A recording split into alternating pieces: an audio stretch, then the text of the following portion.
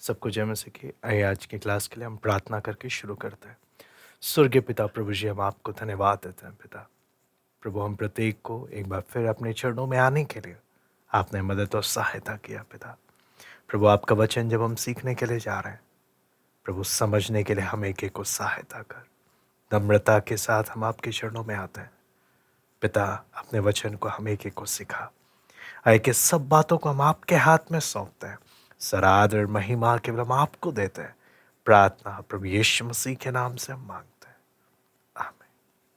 मैं परमेश्वर का धन्यवाद देता हूँ। प्रभु ने एक बार फिर हम प्रत्येक को इकट्ठा होने का एक मौका दिया। हम लोग परमेश्वर के वचन से यूहन्ना रचित सुसमाचार उसका 15वां अध्याय में हम अध्ययन कर रहे थे। मैं फिर से उसका पहला आयत से लेकर उसकी 11वीं आयत तक मैं पढ़ना चाहूँगा। यूहन्ना रचित सुसमाचार 15वां अध्याय उसकी पहली आयत से लेकर 11वीं आयत तक। सच्ची दाखलता मैं हूँ और मेरा पिता किसान है। जो डाली मुझ में है और नहीं फलती, उसे वो काट डालता है, और जो फलती है उसे वे छांटता है ताकि और फले।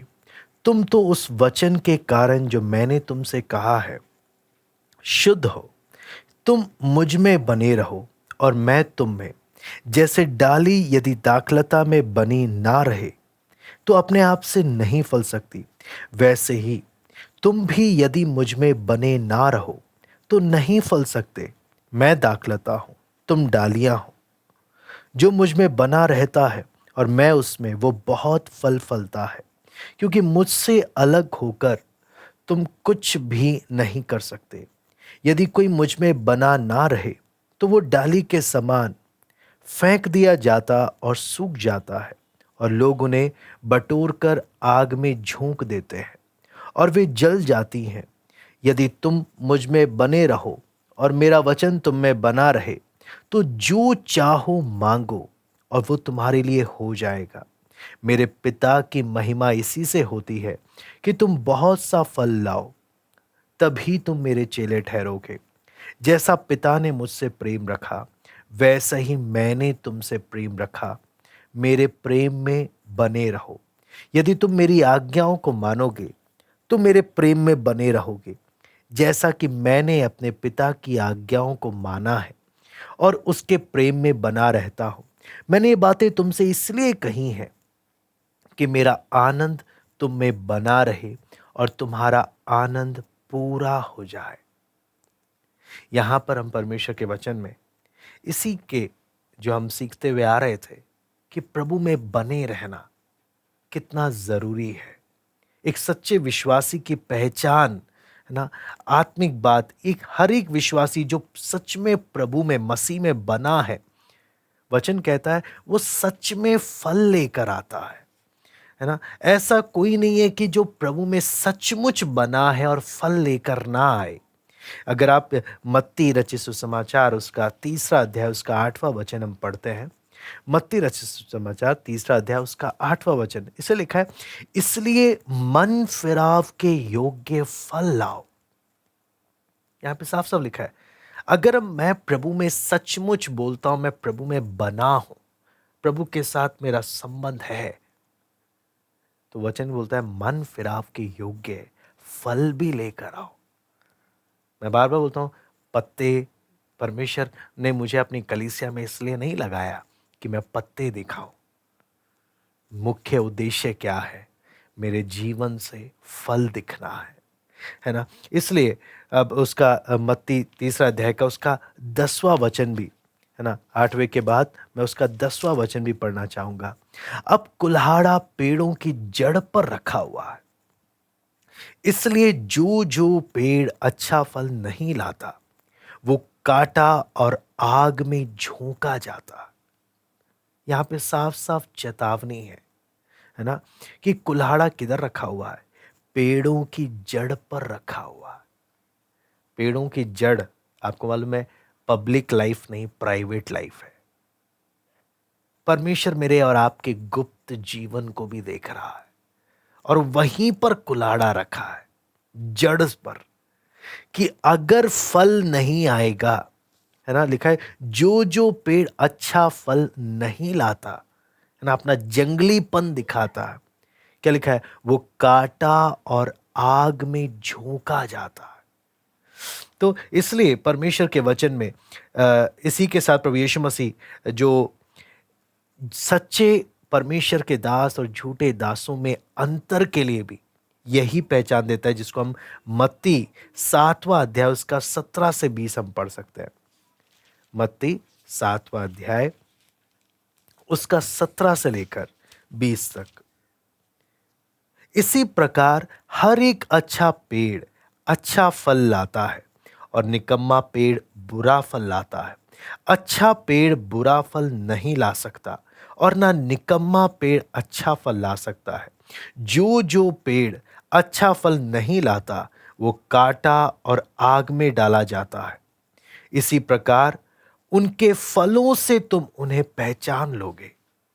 प्रभु यीशु मसीह साफ साफ बोलता है, उनके फलों से तुम उन्हें पहचान लोगे कि वो क्या है ना। जब परमेश्वर के वचन में जब देखते हैं हम लोग, लूका 6 का 43 भी मैं इसी के संदर्भ में जो है मैं पढ़ना चाहूंगा। लूका 6 का 43। कोई अच्छा पेड़ नहीं जो निकम्मा फल लाए और ना कोई निकम्मा पेड़ है जो अच्छा फल लेकर आए। तो पहला बात हमने देखा कि जो सच में प्रभु में बना है वो जरूर फल लेकर आएगा, पत्ते नहीं फल लेकर आएगा। फल है मुख्य उद्देश्य। और दूसरी बात, परमेश्वर का वचन हमें यह भी बताता है कि एक विश्वासी अपने दम पर फल नहीं ला सकता। एक विश्वासी अपने दम पर फल नहीं ला सकता। यह बात हम यूहन्ना 15 में साफ पढ़ चुके हैं। यहां पे लिखा है 15 का 4 में, तुम मुझ में बने रहो और मैं तुम में। जैसे डाली यदि दाखलता में बनी ना रहे तो अपने आप से नहीं फल सकती, वैसे ही तुम भी यदि मुझ में बने ना रहो तो नहीं फल सकते। हम भी अपने दम पर फल नहीं ला सकते। यह फल किसका फल है? यह आत्मा का फल है, पवित्र आत्मा का फल है, जो जब हम प्रभु में बने रहते हैं तब पवित्र आत्मा का फल हमारे जीवन से क्या होता है? दिखाई देता है। आपको में कितनी बार ऐसा होता है जब प्रभु के सच्चे लोग भी जब प्रभु के साथ वफादारी से उस संबंध में नहीं रहते, प्रभु में जैसे बने रहना जब नहीं बने रहते, तो वो भी फल लाने में वंचित हो जाते हैं। कितनी बार ऐसा होता है। लेकिन यदि सच्चे विश्वासी हैं, प्रभु में जरूर वो अपने संबंध को ठीक करते हैं, प्रभु में बने रहने का प्रयास करते हैं और फल जरूर लेकर आते हैं। यही पहचान है एक सच्चे विश्वासी का। कितनी बार लोग, आपको मालूम है, ये फल लाने की बात को बाहरी सफलता के रूप में देखते हैं। यहां पर जो फल की बात की गई है, ये बाहर की सफलता के बारे में बात नहीं कही गई। ये जो फल की बात की गई है, ये आत्मिक फल है ना। आत्मिक फल जिसके बारे में हम परमेश्वर के वचन में आत्मा का फल, जो हम गलातियों की पत्री में पढ़ना चाहूंगा। गलातियों की पत्री 5वां अध्याय उसका 22 और 23वां वचन। गलातियों की पत्री 5वां अध्याय उसका 22 और 23वां वचन। आत्मा का फल प्रेम, आनंद, शांति, धीरज, कृपा, भलाई, विश्वास, नम्रता और संयम है। ऐसे ऐसे कामों के विरोध में कोई व्यवस्था नहीं। तो यहां पर जो फल के बारे में बार बार जोर दिया जा रहा है, ये क्या है? ये वो मसीह का स्वभाव है जो उन हर एक के जीवन में दिखना चाहिए, जो उस मसीह के पीछे चलते हैं। ये उस फल की बात यहां पर की गई है ना। और यहां पर जब हम देखते हैं फलों के बारे में, परमेश्वर का वचन और भी बहुत सारी बातें बोलता है। आप यहां पर जब देख सकते हैं, स्तुति रूपी फल है ना। स्तुति रूपी फल के लिए मैं चाहूंगा इब्रानी 13वां अध्याय उसका 15वां वचन हम एक बार पढ़ लेंगे। इब्रानी 13वां अध्याय उसका 15वां वचन। यहां पे लिखा है, इसलिए हम उसके द्वारा स्तुति रूपी बलिदान अर्थात उन होठों का फल जो उसके नाम का अंगीकार करते हैं परमेश्वर को सर्वदा चढ़ाया करें, है ना। Praise offer to God is also fruit. परमेश्वर को स्तुति रूपी फल जो हम देते हैं, उसी के साथ साथ परमेश्वर के वचन में हम क्या बोलते हैं, फिलिपियों 4:17 भी हम पढ़ सकते हैं। एक और फल की यहां पे बात की गई है, यह नहीं कि मैं दान चाहता हूं परंतु मैं ऐसा फल चाहता हूं जो तुम्हारे लाभ के लिए बढ़ता जाए। आपको मालूम है फिलिपियों की कलीसिया के बारे में हमने पहले भी पढ़ा, एक गरीब कलीसिया है आर्थिक रूप से, लेकिन एक यही कलीसिया है जिसने लगातार पौलुस को सेवकाई में सपोर्ट किया, सेवकाई में आर्थिक रूप से मदद पहुंचाई। ये वो कौन सा फल है? ये बलिदान रूपी प्रेम का फल है। बलिदान रूपी प्रेम का फल जो दूसरे की आवश्यकता को समझकर अपने आप को दूसरे के लिए खर्च कर रहा, बलिदान रूपी प्रेम का फल। फिर इसके साथ साथ वचन में जब हम देखते हैं फल को और भी कई तरीके से बताया गया, पवित्रता, धार्मिकता, है ना, परमेश्वर को भाने वाला जीवन। इसके लिए वचन में हम जब पढ़ते हैं मत्ती 3:8 में क्या लिखा है, मन फिराव के योग्य फल। इसी के साथ साथ इसके बारे में मत्ती 13:23 में भी इसके बारे में बताया गया। ये इसको और दूसरा जो नाम दिया गया है वो नाम है, जो अच्छी भूमि में बोया गया, ये वो है जो वचन सुनकर समझता और फल लाता है 100 गुना, 60 गुना, 30 गुना। ये अच्छी भूमि में आया हुआ फल के रूप से जाना जाता है। मन फिराव के योग्य फल, अच्छी भूमि में आया हुआ फल के रूप में। उसी के साथ साथ वचन में जब इफिसियों 5:9 भी पढ़ते हैं, इफिसियों 5:9 यहां पे लिखा है, क्योंकि ज्योति का फल सब प्रकार की भलाई और धार्मिकता और सत्य है। यहां पे ज्योति का फल, है ना। इसी के साथ साथ फिलिपियों 1:11 मैं पढ़ना चाहूंगा। यहां पे लिखा है, और उस धार्मिकता के फल से जो यीशु मसीह के द्वारा होते हैं भरपूर होते जाओ, जिससे परमेश्वर की महिमा और स्तुति हो रहे। ज्योति का फल, धार्मिकता का फल, स्तुति का फल, बलिदान रूपी प्रेम का फल, आत्मा का फल। फिर उसके बाद इब्रानी 12 अध्याय उसका 11वां वचन में हम पढ़ते हैं, वर्तमान में हर प्रकार की ताड़ना आनंद की नहीं पर शोक ही की बात दिखाई पड़ती है, तो भी जो उसको सहते सहते पक्के हो गए हैं बाद में उन्हें चैन के साथ धर्म का प्रतिफल मिलता है ना। स्तुति रूपी फल, बलिदान रूपी फल, आत्मा का फल, ज्योति का फल, है ना, धार्मिकता का फल।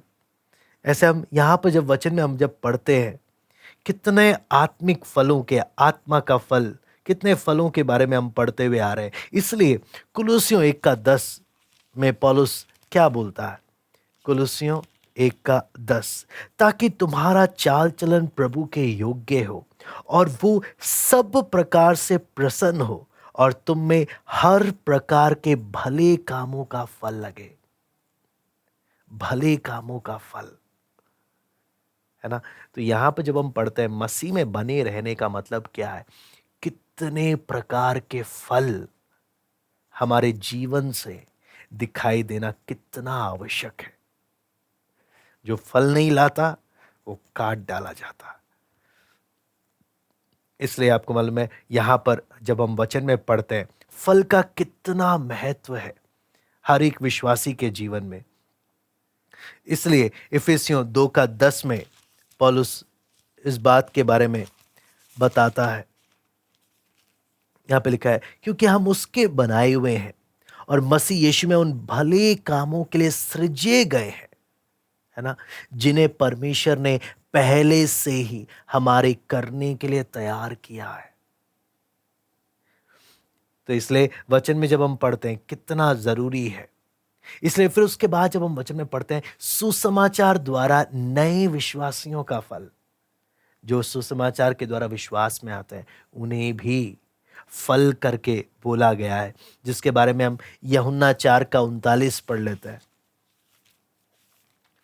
यूहन्ना 4:39 यहां पे लिखा है, उस नगर में बहुत से सामरियों ने स्त्री के कहने से यीशु पर विश्वास किया, क्योंकि उसने एक गवाही दी कि उसने सब कुछ जो मैंने किया मुझे बता दिया। 41 में हम पढ़ते हैं, उसके वचन के कारण बहुत से लोगों ने विश्वास किया, है ना। ये भी एक फल के रूप में है। उसी के साथ साथ रोमी 1:13 हम पढ़ लेते हैं। रोमी 1:13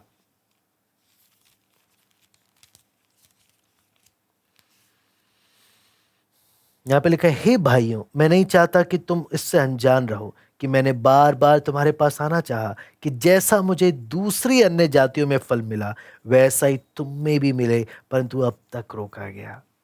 यहाँ पर भी फल की बात हम पौलुस के द्वारा पढ़ते हैं। ऐसे ही उसका अगर हम 16:5 पढ़ें तो यहाँ पे लिखा है, उस कलीसिया को भी नमस्कार जो उनके घर में है। मेरे प्रिय इपैनितुस को, जो मसीह के लिए आसिया का पहला फल है, आसिया का पहला फल है, नमस्कार, है ना। ऐसे ही अगर हम 1 कुरिन्ती 16:15 पढ़ें, 1 कुरिन्ती 16:15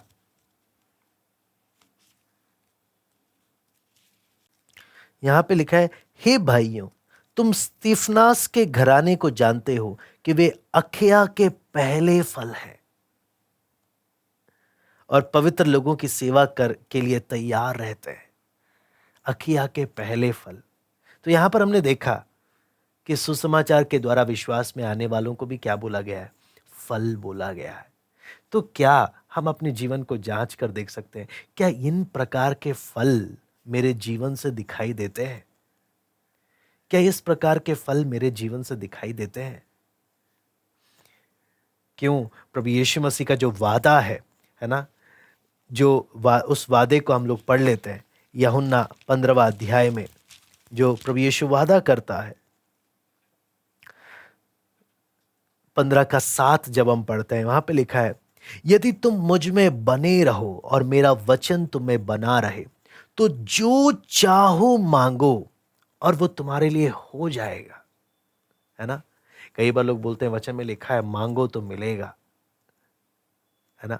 लेकिन क्या हमने इसके आगे पीछे की आयतों को पढ़ा है? इसमें क्या लिखा है? यदि तुम मुझ में बने रहो और मेरा वचन तुम में बना रहे तो जो चाहो मांगो वो तुम्हारे लिए हो जाएगा। और 8वें में लिखा है, मेरे पिता की महिमा इसी से होती है कि तुम बहुत सा फल लाओ और तभी तुम मेरे चेले ठहरोगे। जैसा पिता ने मुझसे प्रेम रखा वैसी मैंने तुमसे प्रेम रखा, मेरे प्रेम में बने रहो। यदि तुम मेरी आज्ञाओं को मानोगे तो मेरे प्रेम में बने रहोगे, जैसा कि मैंने अपने पिता की आज्ञाओं को माना और उसके प्रेम में बना रहता हूं। मैंने ये बातें तुमसे इसलिए कही हैं कि मेरा आनंद तुम में बना रहे और तुम्हारा आनंद पूरा हो जाए। तो यहां पर देखते हैं इस आशीष को जो प्रभु ने दिया, जो चाहो मांगो तुम्हारे लिए हो जाएगा। 3 शर्तें हैं। पहला शर्त कि प्रभु यीशु का जो वादा है प्रार्थना के जवाब के लिए, अगर उसको हम ध्यान से पढ़ेंगे, वो यीशु के नाम से होना चाहिए। क्यों यीशु के नाम से होना चाहिए? क्यों मेरे नाम से प्रभु बोलता है मांगो? क्यों? प्रभु यीशु का नाम प्रभु यीशु के व्यक्तित्व को दिखाता है। प्रभु यीशु का नाम प्रभु यीशु के व्यक्तित्व, उसकी इच्छा को दिखाता है कि यदि मैं उसकी इच्छा के अनुसार यदि मैं मांगूंगा तो वो हमारी प्रार्थना का उत्तर देते हुए अपनी महिमा को प्रकट करेगा। नंबर दूसरा, वायदा केवल उन्हीं के लिए है जो मसीह में बना रहता है, हर किसी के लिए नहीं है। नंबर तीसरा, वायदा केवल उन्हीं के लिए है जिनमें मसीह का वचन बना रहता है, यानी जिनका जीवन मसीह के वचन के द्वारा नियंत्रित है। ऐसे वचन में हम कई लोगों के बारे में पढ़ते हैं जिनका जीवन मसीह के वचन के द्वारा नियंत्रित नहीं था। भजन संहिता 37 का 4 में क्या लिखा है, हम पढ़ लेते हैं। भजन संहिता 37 का 4, यहोवा को अपने सुख का मूल जान, तो वो तेरे मनोरथों को पूरा करेगा। यहां पे लिखा है अगर मेरा जीवन उसके द्वारा नियंत्रित है, अगर नियंत्रित नहीं है तो उसके लिए भजन संहिता 66 का 18 मैं पढ़ना चाहूंगा। यदि मैं मन में अनर्थ की बात सोचता तो प्रभु मेरी ना सुनता। यानी प्रभु ये वादा किन के लिए नहीं है? अगर मैं अपने सेल्फिश, अपने स्वार्थ को पूरा करने के लिए आ रहा हूं, प्रभु की इच्छा के अनुसार नहीं, तो ये जो चाहो मांगो, फिर वो वचन मुझ पर लागू नहीं होता, है ना। यही बात हम याकूब 4 का 3 में भी पढ़ते हैं। तुम मांगते हो लेकिन मिलता नहीं, क्योंकि बुरी अभिलाषाओं से, बुरी मंशाओं से मांगते हो। इसलिए प्रभु से मांगते वक्त मैंने देखना है ये 3 शर्तें क्या मैं पूरी कर रहा हूं? क्या मैं मसीह में बना हूं, प्रभु यीशु के नाम से ही मांग रहा हूं, और क्या वचन के द्वारा मेरा जीवन नियंत्रित है या नहीं। फिर यहां पर प्रभु यीशु प्रार्थना का जवाब पिता की महिमा के लिए, अपनी महिमा के लिए, क्योंकि प्रभु यीशु का मुख्य उद्देश्य क्या है ना, परमेश्वर की महिमा होना है। प्रभु का इच्छा हमेशा है पिता का महिमा होना है। इसलिए रोमी 15 का 18 में पौलुस भी इस बात को बोलता है। रोमी 15 का 18,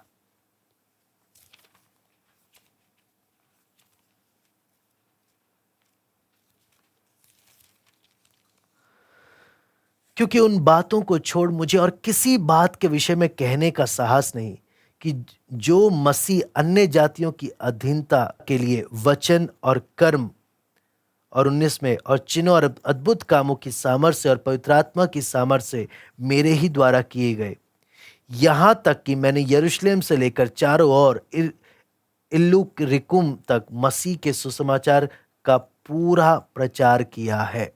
यहां पर वचन में जब अक्सर असलियत में जब हम देखते हैं तो यहां पर हमें जो बात सीखने को मिलती है, पौलुस बोलता है मेरे को एक बात देखना है कि मसीह अपना काम मेरे जीवन के द्वारा पूरा कर रहा है कि नहीं।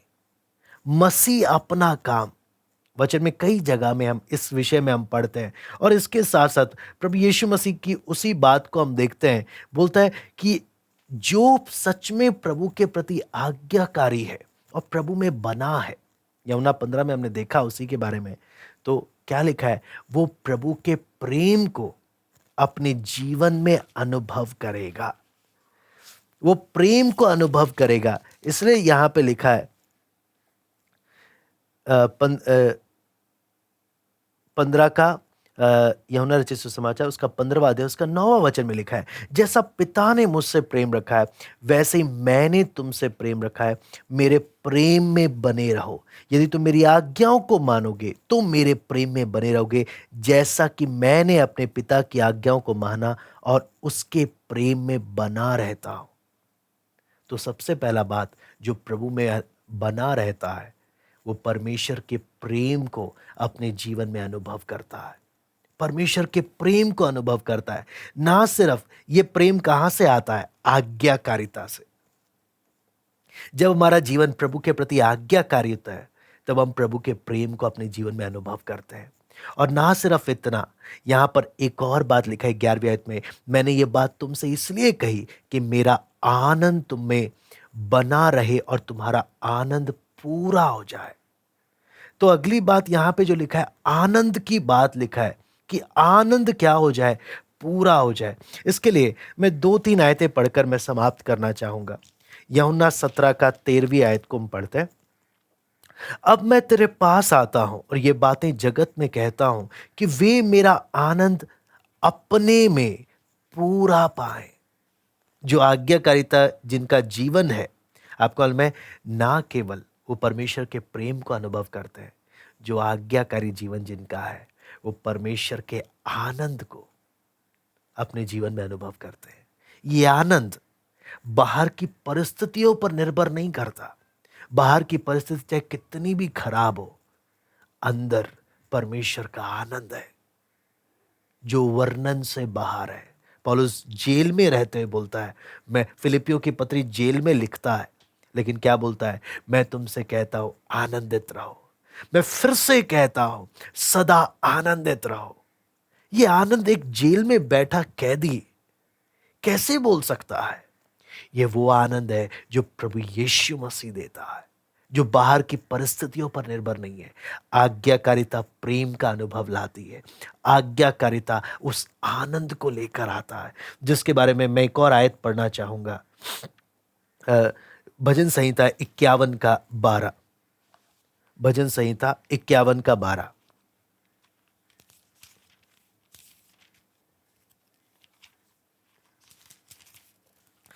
अपने किए हुए उद्धार का हर्ष मुझे फिर से दे और उदार आत्मा देकर मुझे संभाल, है ना।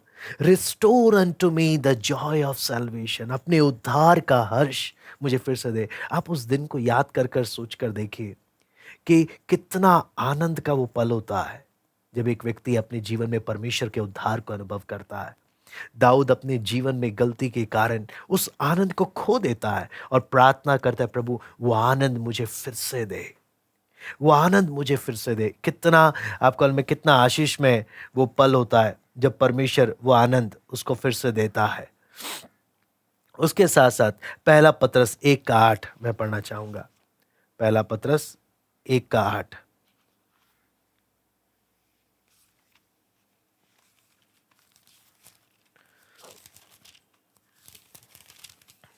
यहां पे लिखा है, उससे तुम बिन देखे प्रेम रखते हो और अब तो उस पर बिन देखे भी विश्वास करके ऐसे आनंदित और मगन होते हो जो वर्णन से बाहर और महिमा से भरा हुआ है। क्या लिखा है? ऐसे आनंदित होते हो जो वर्णन से बाहर है। क्या वो आनंद आप और मैं अपने जीवन को अनुभव कर रहे हैं, अपने जीवन में अनुभव कर रहे हैं? एक आखिरी भाग जो इस यह 11वें आयत में हम जो पढ़ते हैं, यूहन्ना 15 का 2 और 6 में साफ साफ प्रभु यीशु मसीह इस बात को बोलता है कि जो नहीं फलती उसे वो काट डालता है। 6ठी आयत में लिखा है, यदि कोई मुझ में बना ना रहे तो वो डाली के समान फेंक दिया जाता है, सूख जाता है और लोग उन्हें बटोर कर आग में झोंक देते हैं और वे जल जाती हैं। ये आपको मालूम है, ये आखिरी बात प्रभु यीशु मसीह जिस बारे में हम देखते हैं कि वो आग में फेंक दिया जाता है, आग में फेंक दिया जाता है। इसलिए यूहन्ना रचित सुसमाचार में हम देखते हैं जो सच में बने रहते हैं ना, उन्हें कभी काटने की जरूरत नहीं पड़ती, उन्हें आग में डाला नहीं जाता। लेकिन जो बाहर से दिखावा तो करती है कि मैं मसीह में बना हूं, लेकिन फल नहीं है, प्रभु क्या बोलता है, वो काट डाला जाएगा और आग में झोंक दिया जाएगा। कलीसिया में मिली जुली भीड़ है जैसे इजरायलियों के समय थी, है ना। जंगली बीज, नकली, जो असली विश्वासी है नहीं, जो बाहर से कहने को विश्वासी है, ये सब वचन बोलता है एक दिन काट डाले जाएंगे और उस आग में झोंक दिए जाएंगे। ये वो है जो सकरे मार्ग में नहीं, चौड़े मार्ग में चलते हैं। सकरे फाटक से नहीं, चौड़े फाटक में है। नाम तो प्रभु का ही लेते हैं, है ना, नाम तो प्रभु का ही लेते हैं। सबसे अच्छा उदाहरण हम यहूदा इस्करियोती का ले सकते हैं। अंत तक चेलों को भी भनक नहीं लगी कि यहूदा इस्करियोती गद्दार है। कितना बड़ा धोखा, कितना बड़ा धोखा। आपको मालूम है, वो दिन तुरी फूकने का दिन नजदीक आ रहा है, जिस दिन साफ साफ प्रकट हो जाएगा। वो सिंहासन का दिन, न्याय का दिन बहुत जल्द आ रहा है, जिस दिन साफ हो जाएगा कौन असली थे और कौन नकली थे, कौन सिर्फ लोगों को बेवकूफ बनाकर घूमते थे। क्योंकि प्रभु कहता है उस दिन आएंगे है ना। मत्ती 7 का 22-23 जब हम पढ़ते हैं, उस दिन आएंगे बहुत से, प्रभु प्रभु हमने तेरे नाम से भविष्यवाणी नहीं की, हमने तेरे नाम से मरे हुए को जिलाया, हमने तेरे नाम से बहुत से चमत्कार किए। उस दिन प्रभु बोलता है, मैं उनसे खुलकर कह दूंगा, हे कुकर्म करने वालों, मुझसे दूर हो जाओ, मैं तुम्हें नहीं जानता, है ना, मैं तुम्हें नहीं जानता। तो इसलिए वचन हमें साफ साफ क्या बोलता है, सदैव हम जांचें क्या हम फल ला रहे हैं। क्योंकि आपको मैं प्रभु यीशु मसीह यहूदा के बारे में बोलता है, मत्ती 26 का 24 में बोलता है, मत्ती रचित समाचार उसका 26वां अध्याय उसका 24वां वचन।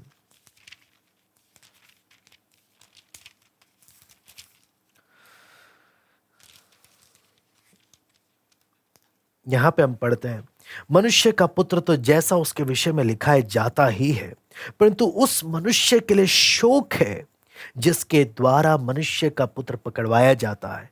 यदि उस मनुष्य का जन्म ही ना होता तो उसके लिए भला होता। अगर उसका जन्म ही ना होता तो उसके लिए भला होता। एक आखिरी आयत, दूसरा पत्रस 2 अध्याय उसका 20 और 21। यहां पे लिखा है, जब वे प्रभु और उद्धारकर्ता यीशु मसीह की पहचान के द्वारा संसार की नाना प्रकार की अशुद्धता से बच निकले और फिर उनमें फंस कर हार गए, तो उनकी पिछली दशा पहली से भी बुरी हो गई है। क्योंकि धर्म के मार्ग का ना जानना ही उनके लिए इससे भला होता कि उसे जानकर उस पवित्र आज्ञा से फिर जाते हैं जो उन्हें सौंपी गई थी। यहां पर सबसे बड़ी बात क्या है, उनके लिए फिर जानना नहीं जानना ही कितना अच्छा होता, क्योंकि जानकर जब लौटे कितने भयानक दंड का बाट जोर है। इसे लिखा है, सच्चाई की पहचान प्राप्त करने के बाद भी यदि जो जानबूझकर पाप में जीवन बिता रहा है, हाँ, भयानक दंड, आग की ज्वलन उनकी बाट जो रही है। सारी बात ये, क्या मैं फल लेकर आ रहा हूं? क्या ये जो आज फलों के बारे में हमने देखा, क्या ये फल हम में दिखाई दे रहे हैं? मुख्य उद्देश्य फल आना है। आइए हम प्रार्थना करते हैं। स्वर्गीय पिता, हम आपको धन्यवाद देते हैं प्रभु, आपके वचन को जब हम सीख रहे हैं पिता, अपने जीवन को जांचने के लिए हम नालायकों को आप सहायता करें, हम नालायकों को सहायता करें प्रभु। बाहर से केवल एक नाम मात्र हम आपके पीछे चलते कहने का नाटक नहीं प्रभु, हमारे जीवन से फल दिखने चाहिए। मदद कर प्रभु, फल लाने वाले सच्चे वफादार प्रभु आपके लोग हम कहलाएं, ऐसे नहीं जिन्हें काट डाला जाएगा और आग में झोंका जाएगा, ऐसे नहीं जिन्हें बोले हाय इसका जन्म ही नहीं होता तो कितना अच्छा होता। इनके लिए ऐसा ना कहा जाए जो कहते हैं, जिनके बारे में कहा गया इनके लिए सच्चाई ना जानना ही भला होता। प्रभु दया कर, आपके वचन को समझने के लिए, इन वचनों को मनन करने के लिए कृपा दे। सब बातों को हम आपके हाथ में सौंपते हैं, सारा आदर महिमा केवल हम आपको देते हैं। प्रार्थना प्रभु यीशु मसीह के नाम से।